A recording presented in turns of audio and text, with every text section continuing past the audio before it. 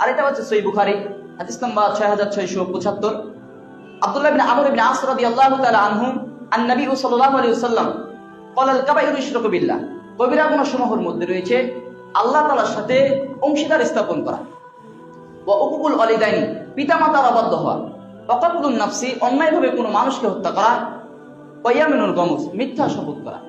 নবী সাল্লাল্লাহু আলাইহি ওয়াসাল্লাম বলছেন কবিরা গুনাহসমূহের মধ্যে রয়েছে আল্লাহ তাআলার সাথে অংশীদার স্থাপন করা, কবিরা গুনাহ, বড় গুনাহ। দ্বিতীয় নাম্বার তিনি বললেন পিতামাতার অবাধ্য হওয়া, এটা হচ্ছে কবিরা গুনাহ। যদি কেউ পিতামাতার অবাধ্য হয় তবে সে কবিরা গুনাহ করলো। কেন? কোরআনে আল্লাহ তাআলা অনেক আয়াতেই বলছেন যে মায়ের সম্মানের উপর একই সম্মান আছে, তা হচ্ছে আল্লাহর ইবাদত। আল্লাহ বলেছেন সূরা ইসরা 17 নম্বর সূরার 23 নম্বর আয়াতে আল্লাহ বলছেন, আর আপনার প্রভু আপনাকে নির্দেশনা দিচ্ছে সে যেন তার পিতামাতার সাথে ভালো ব্যবহার করে, অথবা সে একজন অথবা দুইজনকেও যদি বার্ধক্য অবস্থায় পায় তবে যেন তাদের সঙ্গে শব্দটিও বলে না। আল্লাহ বলছে ওয়ালা তানহারহুমা ওয়া কুল লাহুমা কাওলান কারীমা, তাদের সঙ্গে সম্মানজনক কথা বলো, আর বলো হে আমার প্রতিপালক তাদের উপরে রহম করো, দয়া করো, মায়া করো, যেমন তারা শৈশবে ছোটবেলায় দয়া মায়া দিয়ে বড় করেছে। অকুর রব্বির হামহুমা কামা রাব্বায়ানি সগীরা। এছাড়া আল্লাহ বলেছেন সূরা নিসা অধ্যায় 4 আয়াত 1। এছাড়া আল্লাহ বলেছেন সূরা আনাম অধ্যায় 6 আয়াত 151, পিতামাতার সাথে ভালো ব্যবহার করো। আল্লাহ সূরা লুকমান 31 নম্বর সূরা 14 নম্বর আয়াতে বলেছেন আমি মানুষকে নির্দেশনা দিচ্ছি সে যেন তার পিতামাতার সাথে ভালো ব্যবহার করে, কেননা তার মা তাকে কষ্ট সহকারে গর্ভধারণ করেছে আর তার দুধ ছেড়তে প্রায় 2 বছর লেগেছে। আমি আরো নির্দেশনা দিচ্ছি সে আমার প্রতি এবং তার পিতামাতার উপরে কৃতজ্ঞ। তাই যদি কেউ পিতামাতার অবাধ্য হয় তবে সে কবিরা গুনাহ করলো। সহিহ বুখারীতে একটি হাদিস আছে 2 নম্বর খণ্ডের 560 নম্বর পৃষ্ঠার 2483 নম্বর হাদিস। এখানে জুরাইজ বানি ইসরাইলের ঘটনা।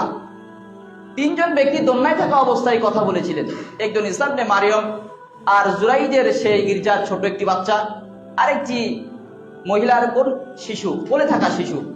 তো জুরাইজ তিনি একটি গির্জা তৈরি করে সেখানে আল্লাহ সুবহানাহু ওয়া তাআলার ইবাদত করতেন। একদিন তার মা সেই গির্জার কাছে এসে বললেন, জুরাইজকে ডাক দিলেন জুরাইজ বলে, কিন্তু জুরাইজ তার কথায় উত্তর দিলেন না। বললেন আল্লাহ, একদিকে আমার সালাত, আরেকদিকে আমার মা। অতঃপর তার মা কয়েকবার এভাবে ডাক দিলেন, কিন্তু তার মায়ের কথাকে তিনি সাড়া দিলেন না। অতঃপর মা চলে যাওয়ার সময় বললেন, আল্লাহ তুমি আমার এই সন্তানটিকে একজন ব্যভিচারিণীর মুখ না দেখে মৃত্যু দিও না। কিছুদিন পরে সেখানে একজন মহিলা আসলো। সে জুরাইজের সঙ্গে কুকর্মে অর্থাৎ পাপ কাজে জড়িত হওয়ার জন্য নিজের ইচ্ছাকে সেপে দিচ্ছিল, কিন্তু জুরাইজ সেটাকে না করলো।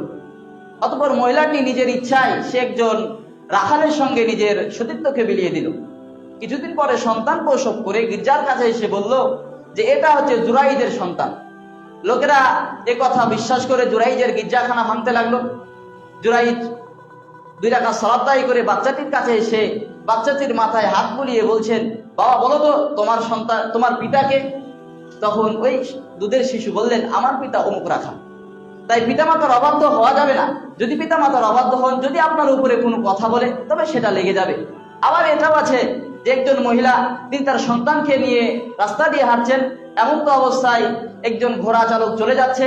তখন তার মা বললেন, আল্লাহ আমার এই সন্তানটিকে এই ঘোড়া রাজার মতো বানিও। দুধের শিশু দুধের স্তন থেকে মুখ সরিয়ে বললেন, আল্লাহ আমাকে এর মতো বানিও না। অতঃপর ঘোড়াটি চলে গেল। কিছুক্ষণ পর দেখা গেল একজন মহিলাকে লোকেরা ব্যভিচার করেছে বলে ধরে নিয়ে যাচ্ছে।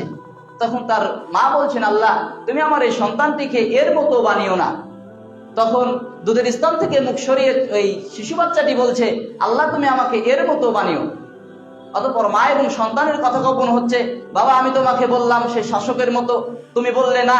একজন ব্যভিচারিণীর কথা বললাম, তুমি বললে এর মতো। তখন সন্তানটি উত্তর দিচ্ছে যে এই শাসক হচ্ছে অত্যাচারী শাসক, জালেম শাসক। তাই আমি বললাম আল্লাহ আমাকে এর থেকে পরিত্রাণ দাও। আর যে লোকেরা বলেছে ব্যভিচারিণী, ব্যভিচার করেছে, আসলে সে ব্যভিচারিণী নয়। তাই আমি বললাম আল্লাহ আমাকে এর মতো দাও। তাই পিতামাতা যদি আপনি হকের উপরে থাকেন আর আপনার উপরে যদি বদদোয়া করে তবে সেটা লাগবে না। এখানে নবী সাল্লাল্লাহু আলাইহি ওয়াসাল্লামের কাছে যখন সাহাবারা ইসলাম গ্রহণ করতেন তখন তার মারা ছিলেন তো অন্য ধর্মের। তখন তিনি বললেন, হে আল্লাহর নবী মুহাম্মদ সাল্লাল্লাহু আলাইহি ওয়াসাল্লাম আমি আমার পিতামাতার সাথে কি ব্যবহার করব? নবী সাল্লাল্লাহু আলাইহি ওয়াসাল্লাম বললেন, উত্তম ব্যবহার। তাই আপনার মা যদি খারাপও হয় আপনি তার সঙ্গে খারাপ ব্যবহার করবেন না। আপনার পিতা যদি খারাপ হয় তার সঙ্গে খারাপ ব্যবহার করবেন না, ভালো ব্যবহার করবেন। যদি আপনি করেন তাহলে কাবিরা গুনাহ হবে না, আর যদি তাদের অবাধ্য হন তাহলে আপনি কাবিরা গুনাহ অন্তর্ভুক্ত হয়ে যাবেন। আর আমাদের সমাজে এটাই সবচাইতে বেশি হয়, এটাই আমাদেরকে জাহান্নামের দিকে নিয়ে যেতে পারে যদি আমরা পিতা মাতার অবাধ্য হই। যদি একজন যুবক যদি এখন বিবাহ করেছে, বিবাহ করার পরে সে তার বইয়ের কথা শুনবে, আলহামদুলিল্লাহ, সেটা শুনুক, কিন্তু তার মাকেও প্রাধান্য দিতে হবে। এরকম একটি ঘটনা আছে ওমর রাদিয়াল্লাহু তাআলা জামানায়। কেউ আবার বলেছেন যে না, এটা একটি গল্প। ওমর রাদিয়াল্লাহু তাআলা জামানায় সিরিয়ার মরুপ্রান্তে এই ঘটনাটি ঘটেছিল। এখানে এক গ্রামে একজন মা এবং একটি সন্তান বসবাস করত। সেই গ্রামে একজন দুশ্চরিত্র লোকও বসবাস করত। সেই গ্রামে তার মাটি ছিল অত্যন্ত সুন্দর এবং পরেশগার। সেই দুশ্চরিত্র লোকটি তার মায়ের উপরে কুদৃষ্টিতে তাকালো এবং তার কাছে অপকর্ম করার জন্য আসলো। কিন্তু তার মাটি ছিলেন অত্যন্ত পরেশগার এবং আল্লাহওয়ালা, তাই আল্লাহ সুবহানাহু ওয়া তাআলা তাকে হেফাজত করলেন। আর সেই দুশ্চরিত্র লোকের একটা কন্যা সন্তানও ছিল, পরম সুন্দরী। আর এই যুবকের সঙ্গে তার কিছুটা ভাবও জমে গেছিল। অতঃপর তার মাকে কিছু না জানিয়ে, পূর্বের কথা না জেনে, সে ওই মেয়েকে বিবাহের জন্য সেই সুন্দরী পিতাকে প্রস্তাব দিল। অতঃপর তার পিতা তাকে নাকচ করলো। যখন তাকে নাকচটি করলো, যুবক তো মেয়েটিকে ভালোবেসে ফেলেছে, তাই মনে ক্ষুণ্ণ নিয়ে সে এখান থেকে ফিরে আসবে। মেয়েটির পিতা বলছে, তোমার সঙ্গে বিবাহ দিতে পারি, তবে একটি শর্তে। যুবক বলছে, আপনি একটি কেন সত্য, 1000টি সত্য দিলেও আমি পালন করতে রাজি। তখন এই দুশ্চরিত্র লোকটি বললেন, দেখো, আমার এই মেয়েটি, তোমার সঙ্গে আমি বিবাহ দিতে চাই, এই সম্পদ যা আছে সবই তো তোমার, কিন্তু তোমার মা চান না যে তোমার সঙ্গে আমার মেয়ের বিবাহ। তখন দুশ্চরিত্র লোকটি বলছে, তোমার মা চান না যে আমার মেয়ের সঙ্গে তোমার বিবাহ, তাই তোমার মায়ের উপস্থিতিতে আমি তোমার সঙ্গে বিবাহ দিতে পারবো না। তখন যুবক বলছে, তাহলে আমাকে কি করা লাগবে এখন বলেন। তখন দুশ্চরিত্র লোক বলছে, তাহলে তোমাকে কি করা লাগবে তুমি ভাবো। যুবক কোনো কিছু খুঁজে না পেয়ে, যেহেতু তার মায়ের একমাত্র সন্তান, সে কোনো কিছু খুঁজে না পেয়ে তিনি বললেন, আপনি বলেন আমাকে কি করা লাগবে। দুশ্চরিত্র লোকটি বললেন, তোমার মাকে হত্যা করে তার কলিজা আমার কাছে আনতে হবে। অতঃপর যুবক তো কিছুটা, আপনার ভিতরে যেমন কেঁপে উঠলো, যুবকের ভিতরে কিছুটা কেঁপে উঠেছে। অতঃপর যুবক যেহেতু নারীকে ভালোবেসে ফেলেছে, তার এই হীন সিদ্ধান্তকে বাস্তবায়ন করার জন্য সে বলল, আমি রাজি আছি। যুবক সে তার বাসায় চলে গেল। বাসায় যাওয়ার পরে দেখছে যে তার মা একটি ঘরের আঙিনায় একটি ছাদের নিচে, ফ্লোরের নিচে ঘুমিয়ে আছে, মাটিতে শুয়ে আছে। যুবক তার এই সিদ্ধান্তকে বাস্তবায়ন করার জন্য একটি ধারালো খুর নিয়ে তার মায়ের উপরে খচ্চর বসিয়ে দিল। অতঃপর যুবক তার মায়ের কলিজাটিকে হাতে নিয়ে যখন তিনি ঘর থেকে বের হবেন, দরজার সঙ্গে অথবা কিচের সঙ্গে একটা ওচট খাওয়ার পরে উহ করে শব্দ করে উঠেছে। ওর হাতে থাকা কলিজাটি বলছে, বাবা তুমি কি কষ্ট পাওনি?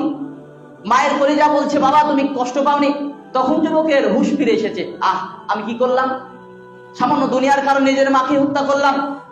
অতঃপর সে যুবক বলছেন, আমি যে হাত দিয়ে আমার মাকে হত্যা করেছি, আমি আর এই হাত কখনো আর রাখবো না, অর্থাৎ নিজের জীবনও রাখবো না। অতঃপর যুবক তার মায়ের কাছে ফিরে আসতে, মা এখনো মৃত্যুবরণ করেনি। মা শুনতে পেয়েছে যে যুবক তার মাকে হত্যা করেছে, তাই সে তার জীবন খেয়াল রাখবে না। তাই মা বলছে, বাবা আমার তো দুইটো জীবন, একটা অচিরে এখনই চলে যাবে, আর একটা তোমার মাঝে, যা যদি দুইটো জীবন একসাথেই চলে যায় তবে আমি মৃত্যুর সময় কষ্ট পাবো। এ কি বলে মা? সন্তান মাকে হত্যা করছে। মা বলছে, মা শুনতে পেয়েছে যে আমার সন্তান আর জীবন রাখবে না, তাই মা বলছে, আল্লাহ তুমি আমার তো দুইটি জীবন, একটি জীবন তোর মাঝে, আরেকটি জীবন অচিরেই এখন চলে যাবে। অতঃপর মা মারা গেল। লোকেরা শুনতে পেল যে হ্যাঁ, যুবক তার মাকে হত্যা করেছে। তখন সে জামানার লোকেরা তাকে নিয়ে ওই শাসকের কাছে গেল, আর যে তাকে ধরিয়ে দিল সে ওই সুন্দরীর পিতা। দুনিয়ার সামান্য অর্থের কারণে আজ আমরা আমাদের পিতা মাতাদেরকে বলে যাই, যার কারণে দুনিয়া থেকে তো লাঞ্ছনা অবস্থাতেও যাই এবং কাল কিয়ামতের ময়দানে এই কাবিরা গুনার কারণে আল্লাহ আমাদেরকে জাহান্নামে পৌঁছে দিতে পারেন। তাহলে পিতা মাতার অবাধ্য হলে কি হবে?